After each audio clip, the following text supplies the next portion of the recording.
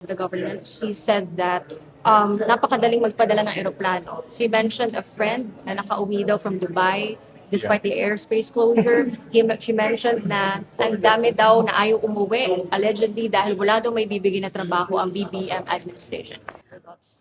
Unang-una po, siguro, dyan ang problema po sa mga hindi nag-aaral at hindi nag-iisip at hindi inaalam kung ano talaga ang programa ng gobyernong ito.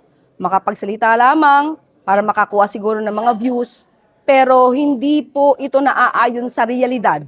Unang-una po, kapag ka po ang isang leader, dapat siya ay nagbibigay ng opinion, siya ay nagsasuggest, nagbibigay ng desisyon, ayon sa katotohanan, ayon sa facts, ayon din sa mga sitwasyon at ayon sa mga kondisyon ng mga stakeholders.